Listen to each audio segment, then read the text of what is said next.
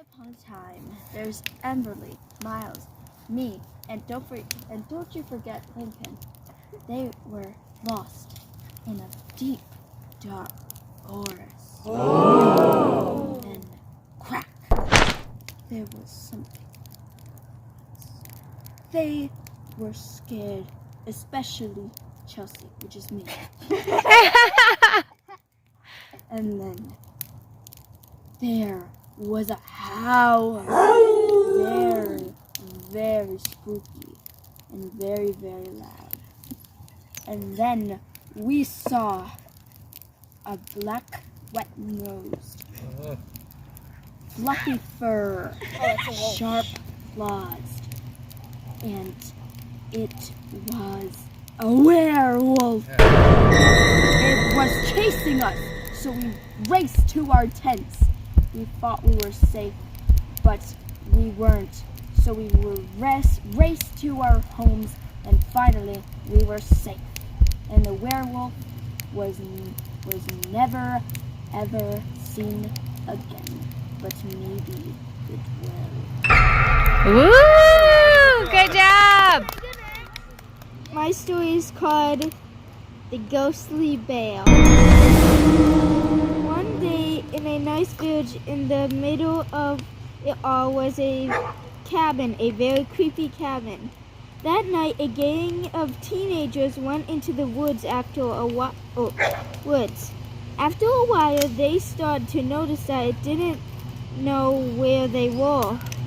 But they kept walking, and it kept getting darker and darker. As they sat down, they heard a rustle in the bushes, and then a slight growl. And as soon as one of the kids shined their flashlight, some sort of creature disappeared. One of them said, "That creature kind of looked like a shadow." They heard it again, but this time one of them got cut. They started to run. They found a cabin, the same very creepy cabin. They sat down and felt that the chair was still warm, like some type of creature sat in it before them. Then they heard a screeching at the door. They hid, but one of them felt a slight fullness on his back. He looked back, but saw nothing. The door slammed closed, and that night, that gang of teenagers were never seen again. Ooh! Good job! And this night, in the Midnight Society, I call this tale The Hut. Once upon a time, some kids were hiking in the woods with their parents. They saw this strange hut that looked old-fashioned with all logs. So they explored it, but they felt that the chimney was on its side. And when they went in, they saw nothing, but they saw a fireplace on. And then they heard a strange noise. "Mommy, I'm cold." And then they started to see a little fading child by the fire. And then the silent looked at them and yelled. And they said, "Mommy." Good job! A gas station called Ice Ice Baby. Yeah, be loud, bud. And someone went to the door and it was closed, but the locks weren't locked. And then they went up to the door and then they opened it and there was a baby right there. Peekaboo! And then it crashed. The end. Donald and Sarah went to the movies. Then they went for a ride in Donald's car. They parked up on a hill at the edge of town. From there, they could see the lights up and down the valley. Donald turned on the radio and found some music, but an announcer broke in with a news bulletin. A murderer has escaped from the state prison. He was armed with a knife and was headed south on foot. His left hand was missing. In its place, he wore a hook. "Let's roll up the windows and lock the doors," said Sarah. "That's a good idea," said Donald. "That prison isn't too far away from here," said Sarah.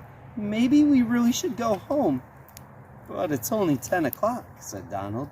"I don't care what time it is," she said. "I want to go home." "Look, Sarah," said Donald. "He's not going to climb all the way up here. Why would he do that? Even if he did, all the doors are locked. How could he get in?"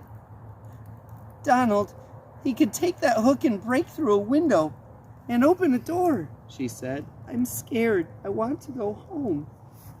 Donald was annoyed.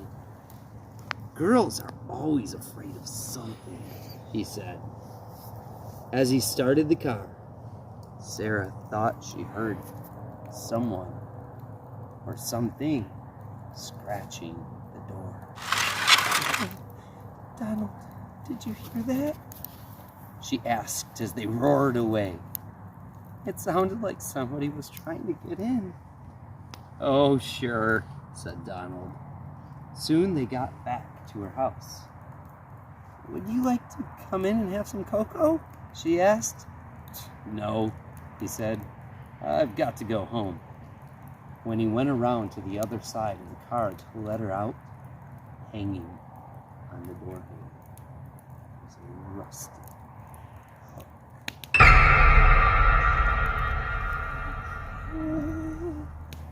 Is that the end? Did she die? No, it was a rusty hook hanging on the door. Ooh. Pulled away. Ooh. Second Yeah. story. A man named Joseph Blackwell came to Philadelphia on a business trip.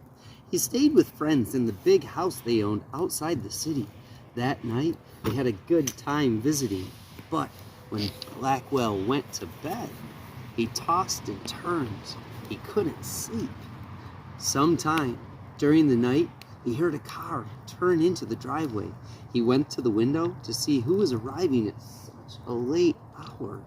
In the moonlight, he saw a long, black hearse filled Ooh. with people. The driver of the hearse looked up at him. When Blackwell saw his strange, hideous face, he shuddered. "Oh!" The driver called to him, "There is room for one more." Ooh. Then he waited for a minute or two, and the driver drove off. Wait, do they know what a hearse is? Like a car that takes coffins to the... I just don't know if they all know what a it hearse is. is like a car that's long, and it's how they carry Like the a coffin. limo, kind of? Yeah, kind of like that. In the morning, Blackwell told his friends what had happened. "You were dreaming," they said. "I must have been," he said, "but it didn't seem like a dream." After breakfast, he went into Philadelphia. He spent the day high above the city in one of the new office buildings there. Late in the afternoon, he was waiting for an elevator to take him back down to the street, but when it arrived, it was very crowded. One of the passengers looked out and called to him. "There is room for one more," he said. It was the driver of the hearse. No, thanks," said Blackwell. "I'll get the next one." The doors closed, and the elevator started down. What's a horse? There was a Big cars. shrieking and a screaming, and then the sound of a crash. The elevator had fallen to the very bottom of the shaft. Everyone aboard was alive! Ah! Was what? Oh. Is that it? That's it. Oh, good I one. don't know. It's quite a mystery.